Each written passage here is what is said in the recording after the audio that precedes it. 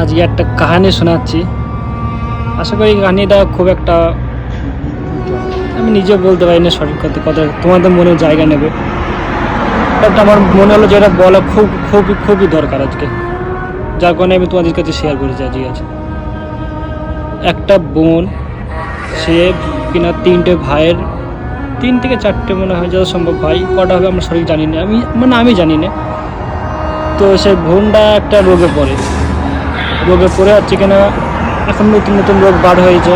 তো কোনো একটা রোগে পড়ে অসুস্থ হওয়ার কারণে ডাক্তার বৌদি মানে দেখালো, অনেকক্ষণ দেখানোর চেষ্টা করলো।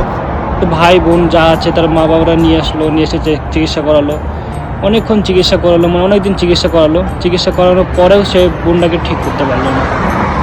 এখন হঠাৎ এত পানি হচ্ছে এখন সব জায়গাতেই, পাকিস্তানেও হচ্ছে, ইন্ডিয়াতেও হচ্ছে, আর বাংলাদেশে হচ্ছে কিনা সঠিক আমি জানি না, বাট মোটামুটি আমি যতদূর জানি সে সব জায়গাতেই পানিটা হচ্ছে, এতদিন ধরে পানি হচ্ছে। তা আমি যেটা বলছিলাম, সে বোনটা হঠাৎ করে আজ মারা গেছে। তো বলার কারণটা হচ্ছে এটাই যে লাস্ট পর্যন্ত শুনো, তবেই হচ্ছে কিনা ভালো লাগবে। তোমাদের মনে কতটা জায়গা নেবে জানি না, এখনও বলছি কতটা জায়গা নেবে জানি না। তা একটা বোনের জোরে পুরো পাড়া চলতো, অথচ মেম্বার নেই, কিছু নেই, একটা সাধারণ একটা মেয়ে। তার 3টে ভাই, তার পাশে যেসব মানে যারা থাকে বসবাস করে, মানে তারা সবাই ওর দাপটে চলতো, অথচ কেউ জানেও না যে ওর দাপটে সবাই চলে। বোনটাও জানে যে সবাই আমার দাপটেই চলে, বাট সে বোনটা কাউকে শেয়ার করতো না। সে নিজের মন মতন, কারো যদি অসুবিধা হতো, সেই দিন হতো বা রাত হতো দেখতো না। সে বোনটা বিয়ে হওয়ার পর একটা মেয়ে হয়েছিল। মেয়েটা পাগলি বলতে মাথায় একটু সমস্যা হচ্ছিল। মেয়েটাকে সকাল বিকেল সন্ধ্যা সব সময় দাওয়াতো, মানে সে ছোটো থেকে বড় করে 8 বছরের বেশি হবে, প্রায় 12-13 বছরে। তা কোনটা খাওয়ার জিনিস, কোনটা ফেলার জিনিস, কোনটা কী করার জিনিস সেই মেয়েটা বুঝতে না।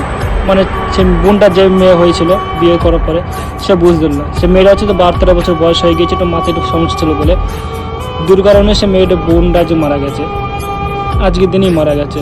হ্যাঁ, তা এবার এখন একটা কথা বলছি, যে বোনটা যে পাগলি মেয়েটাকে নিয়ে থাকতো, এবার আমরা আসার সময় মানে মনে হয় না যে সেই মেয়েটাকে নিয়ে আর সেই মানে বোনের যে বর সে হচ্ছে নিয়ে চলাফেরা করতে পারবে, কারণ তাকেও তো এখন কাজ যেতে হবে, সকাল বিকেল রাত সবসময় দেখলে তো হবে না, কারণ মেয়েটাকেও দেখতে হবে, ওকে কাজও করতে হবে, প্লাস ফ্যামিলি চালাতে হবে, এখন সব কাজ তাকে করতে হবে।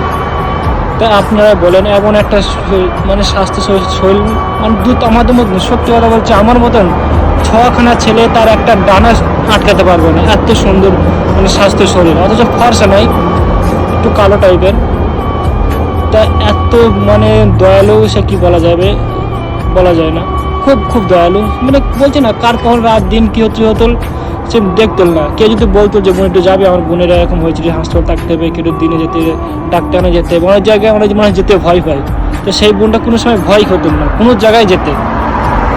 তাই এবার বলেন যে মেয়েটা যে বোনটা যে মারা গেল চিকিৎসা করে, তাহলে এখন সে মেয়েটা কি হবে?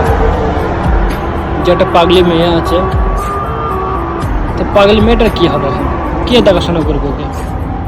তো আমি এটুকুনি জানলি, পুরো খবর জেনে আপনাদের পরে জানাবো। পর ওপরের কাছে দোয়া করো বা ওপরের কাছে আশীর্বাদ চাও যে বোনটা ভালো সুস্থ। এখন মরে গেছে, এখন তো কিছু করা যাবে না, নাহলে টাকা পয়সা খরচ করে হয়তো বাঁচানো যেত না। সে বোনটার জন্য কবর খুঁড়তে গিয়েছে, এক জায়গায় কবর খুঁড়েছে, পানির জন্য কবরটা ঢুসে গেছে, মানে কবরটা খুঁড়তে পারিনি। পাশে আরেকটা জায়গায় কবর খুঁড়তে গিয়েছে, সেখানেও একই অবস্থা, কবরটা খুঁড়তে পারিনি। বাট 3 জায়গায় 3 নম্বর যখন কবরটা খুঁড়তে গিয়েছে, জানি না এখনও ফর্ম আরও হয়নি, তারপরে জানাবো কালকের ভিডিওতে। তাই সবাই দোয়া করো যেন বোনটাকে যেন আল্লাহ তাআলা ভালো মাফ করুক, তার জন্য গুণাগুণকে সব মাফ করে দেন। সেই হিন্দু হোক মুসলমান হোক যাই হোক, সেটা তুললাম না আমি, যেন সবাই উপরওয়ালার কাছে দোয়া করে যেন বোনটাকে ভালো হোক, আর মেয়েটা যে আছে মেয়েটাকে যেন সবাই কেউ একজনের দেখাশোনা করুক।